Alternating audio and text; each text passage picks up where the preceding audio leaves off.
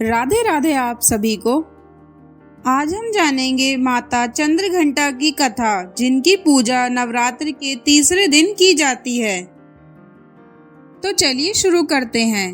नवरात्रि हिंदुओं का विशेष पर्व होता है। नवरात्रि के 9 दिनों तक आदि शक्ति नवदुर्गा के 9 रूपों की पूजा की जाती है। नवदुर्गा की पूजा आराधना सच्चे मन से करने से व्यक्ति की परेशानियां, शत्रु का भय सभी दूर हो जाते हैं। नवरात्रि के तीसरे दिन माता चंद्रघंटा की पूजा आराधना करने से जीवन के सभी कष्ट क्षण भर में दूर हो जाते हैं। मान्यता है कि चंद्रघंटा माता की कथा पढ़ने से बुरे ग्रहों के प्रभाव खत्म हो जाते हैं। हिंदू धर्म के अनुसार देवी चंद्रघंटा की पूजा करने से व्यक्ति के अंदर निर्भरता, सौम्यता और विनम्रता जैसी प्रवृत्तियां उत्पन्न होती हैं। देवी का यह रूप अत्यंत शांत और सौम्य है। माता के सिर पर अर्ध चंद्रमा और मंदिर के घंटे लगे रहने के कारण देवी का नाम चंद्रघंटा पड़ा। माँ चंद्रघंटा अपने वाहन सिंह पर बैठकर अपने 10 भुजाओं में खड्ग, तलवार, ढाल, गदा, पास, त्रिशूल, चक्र और धनुष लिए मुस्कुराती मुद्रा में दिखाई देती हैं। नवरात्रि के तीसरे दिन माता की कथा सुनना बहुत शुभ माना जाता है। तो चलिए शुरू करते हैं माँ चंद्रघंटा की व्रत कथा। पौराणिक कथा के अनुसार जब असुरों का आतंक बढ़ने लगा तो माँ दुर्गा ने माँ चंद्रघंटा का अवतार लिया। उस समय असुरों का स्वामी महिषासुर था, जिसका देवताओं से भयंकर युद्ध चल रहा था। महिषासुर देवराज इंद्र का सिंहासन प्राप्त करना चाहता था।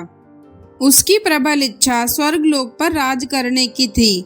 तब असुरों का स्वामी महिषासुर ने देवताओं पर विजय प्राप्त कर इंद्र का सिंहासन छीन लिया और खुद स्वर्ग का स्वामी बन बैठा।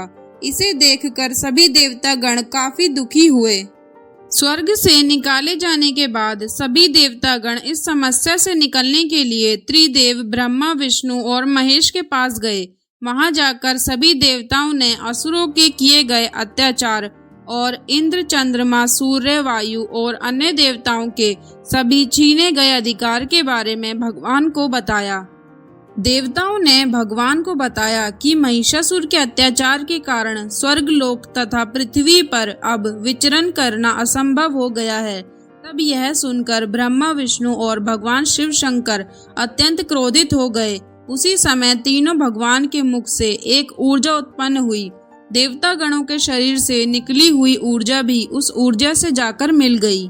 यह ऊर्जा 10 दिशाओं में व्याप्त होने लगी। तभी वहां एक कन्या उत्पन्न हुई। तब शंकर भगवान ने देवी को अपना त्रिशूल भेंट किया। भगवान विष्णु ने भी उनको चक्र प्रदान किया। इसी तरह से सभी देवताओं ने माता को अस्त्र शस्त्र देकर सजा दिया। इंद्र ने भी अपना वज्र एवं ऐरावत हाथी माता को भेंट किया। सूर्य ने अपना तेज, तलवार और सवारी के लिए शेर प्रदान किया। तब देवी सभी शस्त्रों को लेकर महिषासुर से युद्ध करने के लिए युद्ध भूमि में आ गईं।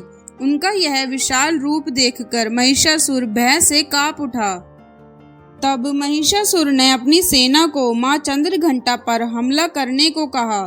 तब देवी ने अपने अस्त्र शस्त्र से असुरों की सेना को पल भर में नष्ट कर दिया। इस तरह से मां चंद्रघंटा ने असुरों का वध करके देवताओं को अभय दान देते हुए अंतर्ध्यान हो गईं। नवरात्रि में मां चंद्रघंटा की पूजा का विशेष महत्व बताया गया है। मान्यता है कि जो व्यक्ति नवरात्रि में मां चंद्रघंटा की पूजा विधि पूर्वक करता है, उसे अलौकिक ज्ञान की प्राप्ति होती है। इस देवी की पूजा और उपासना से साहस और निडरता का बोध होता है।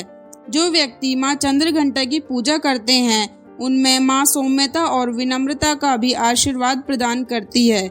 मां चंद्रघंटा की पूजा करने से रोग से भी मुक्ति मिलती है।